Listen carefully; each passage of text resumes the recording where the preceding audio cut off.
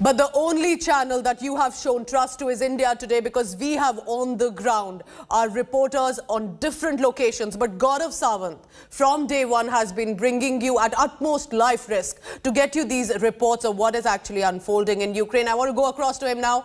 Gaurav, over to you. And what is the current status there in the country and in different cities that you have been reporting from? Over to you, Gaurav. We are right now near an underground shelter in the heart of Kyiv. You can see there are personnel around me. What you can also see is sandbags being put all over this place. Even as you and I speak, this is Kyiv bracing for an imminent air attack. Volunteers are coming forward, as you see in these images. Now, these are gunny bags filled with sand, and they are being stacked up one on top of the other. This is full of sand that's been brought into this area, and one after the other, this place is being stacked up as Kyiv braces. Now that attack, that aerial attack, whether it's missiles, rockets or air-to-ground attacks, that can happen anytime. But just look all around me. There are soldiers inside. There is a shelter inside. This is a metro underground, and all over now sandbags are being put. This just shows that any time that attack could happen, and we are showing you this area as we walk across, because this is the heart of the national capital, Kyiv in Ukraine. Now, as you look at Kyiv all around you, what do you see? Hedgehogs, barricades, barriers, soldiers and protection of the national capital. This is all that you see all around you, and a lot of sandbags being brought in, because now it is being said, we've seen what's happening around Kyiv. You're looking at what's happening in Kharkiv. They've seen what's happened in Kherson. The shoulders of Kyiv also being targeted. There have been a number of attacks and a series of attacks that have taken place in Irpin, not far from where we are. Attacks have taken place in Chernihiv. Attacks have also been taking place in Ostomel.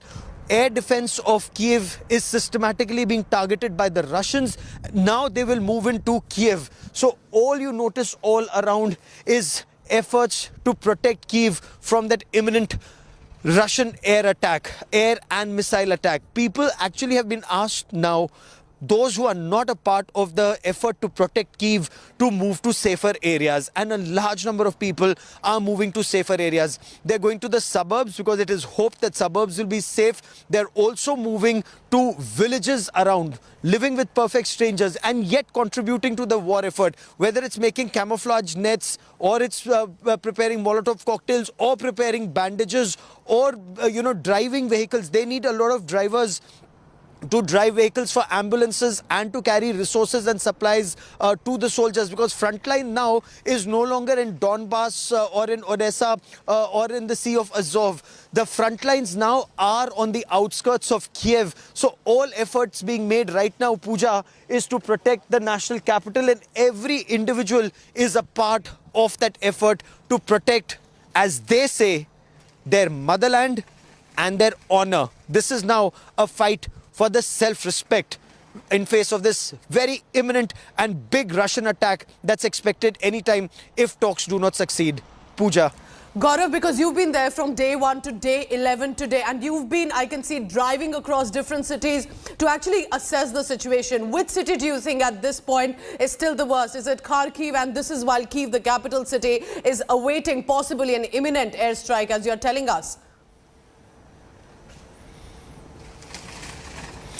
Kharkiv is very badly impacted. In fact, even this morning, there were airstrikes and missile strikes. There were reports of airstrikes and missile strikes in Kharkiv. But, the way the Russians are moving forward, they're very systematically taking down defenses. Kyiv Gas put out a report a short while back saying they will not be able to provide gas because gas supply has been disrupted to multiple areas in Kharkiv, in Irpin, in Ostomel and 2 other places. And they're saying because of this full-scale Russian invasion, they will not be able to restore gas. The Ukrainians are also saying that there is a systematic effort to capture their nuclear power plants. Chernobyl may have been symbolic, but Zaporozhye is a real attack. The Russian forces are less than 100 miles from the other nuclear power plant in Kyiv that we're being told this is an indication that the Russians also want to control energy supply. It is extremely cold. In the morning it was -4. It was snowing early this morning here. Now, if it's biting cold and there is no energy, there is no power, there is no water, like it's the case in Mariupol, how long will a city or a country be able to withstand the Russian onslaught? So it's a very systematic offensive that the Russians have mounted. When will this attack on Kyiv happen is anybody's guess, or probably the Russian commanders and Ukrainian commanders know. But on ground, they're bracing for it and saying the way these preparations are on, they're saying it could happen anytime in the next 24 to 48 hours, Pooja. Gaurav, it is, incredible the manner in which 11 days Ukraine claims it has managed to put on, as they are calling it, a resistance. But what precisely is about the 64-kilometer military convoy that you've also reported about? That long kilometer convoy that has been heading toward the capital city. You've watched Kyiv change over these past 11 days. But that appears to be imminent. Can you also shed focus on how that is going to take place? What is the plan of action by Russia? Because that appears to be probably the final assault that Russia would want to claim on. Let me get a resident of Kyiv to Yes. respond to that question that you have posed.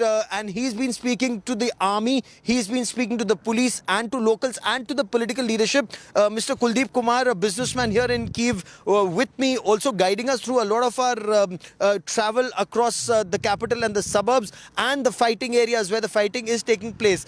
ये जो कहा जा रहा है कि अब किसी भी समय हमला हो सकता है, क्या आप मानते हैं कि अब वो स्थिति आ गई है कि कीव पर अब किसी भी समय हमला हो सकता है?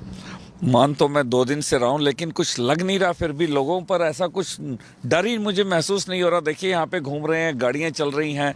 हमला तो देखिए होगा, क्योंकि आसपास बारिशपोल के पास जैसे सुनने में आया पहुँच चुके हैं लोग, बूचा में पहुँच चुके हैं, इधर बरावरी में पहुँच चुके हैं। हमला किसी भी वक्त हो सकता है, लेकिन करेक्ट इन्फॉर्मेशन हमें मिल नहीं पा रही है अभी तक। जो आप आर्मी के अधिकारियों से बात कर रहे हैं, जो सेना जिस तरह की तैयारी कर रही है, जो पॉलिटिकल लीडरशिप यहाँ की तैयारी कर रही है, क्या वो बातचीत के जरिए समाधान की तरफ इशारा करता है या फिर वो आखिरी बड़ी लड़ाई की तरफ इशारा कर रहा है? अभी तक जो लग रहा है उससे तो आखिरी बड़ी लड़ाई की तरफ इशारा है। ऐसा नहीं लगता कि मुझे समाधान होगा। अगर समाधान होना होता तो कई दिन पहले हो गया होता, क्योंकि जैसे प्रेसिडेंट व्लादिमीर पुतिन ने कहा भी है कि कीव पर ही मेरा जो नेक्स्ट टारगेट मेरा कीव ही है।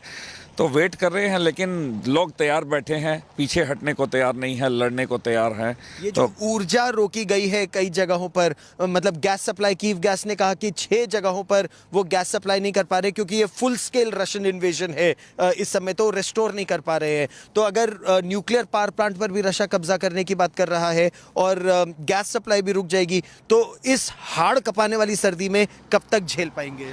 देखिए, लकड़ियाँ लोगों ने घर में स्टॉक करके रखी हुई हैं। ऐसा होगा तो लकड़ियों को यूज़ करेंगे, लेकिन मेरे घर पे अभी गैस है, यानी कि कीव में अभी गैस पे कोई प्रॉब्लम नहीं आया। इट मीन्स हो सकता है ये ट्राई कर रहे हों, लेकिन हर जगह पर इनको मुंह की खानी पड़ रही है और ये लोग वो नहीं कर पा रहे जो ये चाहते हैं कई वक्त से। तो मुझे नहीं लगता कि इतनी जल्दी ये इस पर सब चीज़ों पर जो वो चाहते हैं कब्जा कर पाएंगे और हमारी लाइट नहीं मिलेगी या गैस नहीं मिलेगी, ऐसा अभी तक तो नहीं लगता। 2 घंटे बाद क्या होगा उसकी मैं आपको कोई गारंटी नहीं दे सकता हूँ, लेकिन अभी तक ऐसा कुछ भी नहीं लग रहा है। शुक्रिया, धन्यवाद हमसे बात करने के लिए कुलदीप जी। So that's a very significant point he's making, that the Russians are trying and they're trying hard, but the resistance continues. In fact, those soldiers who are going to the front lines even now, there are 2 very prominent sites they come to. One is this signboard that says "I love Ukraine." They come here. There is another very significant, and let's see if we can just walk across there in a moment, Pooja. There is a memorial here of the fallen soldier, and we'll try and show you that memorial of the fallen soldier. They pay their respects to the memorial of the fallen soldier here before they go to the front lines, because they're saying, you have kept our country safe so far.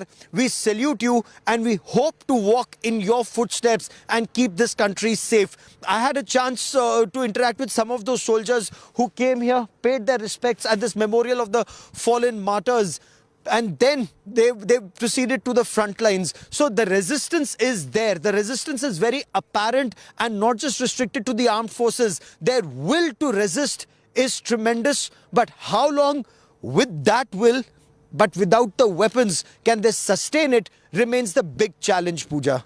The hour is uncertain, and as Kuldeep Kumar also said that it appears it's fine for now, but we don't know till when. Gaurav, if you find it safe, and if I may request you, what about the barricades that have been put around you? Are there more barricades beyond the underground subway where you were standing as you were showing? If you can show us a bit of the situation around you, because it appears normal, but of course even the citizens know there is nothing normal in Ukraine right now. These hedgehogs, you know, the factories that otherwise manufacture other things are now manufacturing any steel plant, any welding plant, any iron, any industry that's engaged with any iron works. They have stopped everything. All that they're manufacturing are these hedgehogs, these barriers, and these are extremely crucial. This is iron. It's a cross, this is a barrier. Their aim is to block the advance of the Russian tanks and the Russian armored personnel carriers. But it's not just these hedgehogs. And just look around. I mean, all over this place in multiple layers. This is layer 1. Then those concrete boulders there. You see those concrete boulders here, and you see concertina wire has also been brought in. Every day this level of security actually increases another grade. Like, look, this barbed wire, this concertina wire has also been brought in. This is actually the last line of defense. Yesterday we were reporting from the first line of defense, which is on the outskirts of Kyiv, where they have their ATGMs and their SAM systems, the anti-tank guided missiles and the surface-to-air missiles and everything which is aimed to stop the Russian tanks at the entry of Kyiv. And that actually extends to quite a bit of a distance. We were at one such point. This, in a way, is the last line of defense, because if they come here, reaching the presidential palace it won't be very difficult. But even that last-ditch effort will even be made here. And again, this is in multiple layers. One layer of these iron blocks, then those concrete boulders, then the sandbags, then tires filled with sand, and then the next layer, and each protected by soldiers guarding these defenses, because no defense is worth anything if it's not, that obstacle is not manned to stop the advance of the Russians. Similarly, on top of some of these buildings, I'm not pointing in that direction specifically, but on top of some of these buildings, when the Russians will move in with their tanks, they will have attack helicopters protecting their ground convoy, and they may even have fighter jets protecting that advance. So it's a very systematic military operation that is mounted. The counter to that is also, at least as of now, as far as the Ukrainians tell us, equally effective in terms of steps they are taking. So their effort is to take down the aircraft, take down the helicopters. And just yesterday, they've released pictures of a Su-27 being shot down by a surface-to-air missile and the air defense system operational. And of course, using ATGMs to bring down tanks. The Ukrainian Defense Ministry claims in the past 10 days, today's day 11 of the war, in the past 10 days, they have brought down 88 fighter jets, attack helicopters and transport helicopters. And this, they say, is a huge loss for the Russian army. The Russian armed forces say that they have brought down more than 90 fighter jets, including many on ground. That's an air raid siren going up once again, which means an air attack is imminent. That's an air raid siren going up here in Kyiv, and this is the heart of Kyiv. So if an air raid siren is going up here, it could point to perhaps an incoming hostile. It could be an aircraft that's coming in. It could be, a missile coming in. We do not know. But the air raid siren is just going off here in Kyiv. But look at the soldier. He's still standing proud. He is not moving. You don't mind. You're not scared of the air raid siren. Okay? Strong, not scared of the air raid siren. The people are not scared of the air raid siren either. You're not scared of the air raid sirens, I notice. But they are moving down towards the bunker, at least for protection. Air raid siren going off right in the heart of Kyiv. Is this an indication that something could happen? We'll head down to the bunker just briefly, as is the norm. Come, let me take you down. So the moment an air raid siren comes up, you're supposed to head to the nearest bunker. We are heading down for some time. We will be reporting from here for a bit till the time there's more clarity on what the siren is. More often than not, this is just an incoming siren. Blares for some time, people move to safer areas, stick around there for a couple of hours, and then they come back once again. Yesterday, of course, when this air raid siren went up, for close to 4-5 hours, in some areas, people had to remain indoors. But for the moment, I will toss back to you, Pooja. We'll reconnect in just a moment, because now the indication is that we should move in deeper and we lose signal once we go inside there. So for the moment, it's over to you. I'll join you in just a moment or two. Please stay safe, and thank you for getting us this ground report. Remember, it is because of this ground reportage by Gaurav Sawant that country is watching and trusting India today. We are getting you verified information and at great risk, as Gaurav is saying. But he's just going down the bunker for now, while the air raid siren has been announced. That has been happening consistently for days now.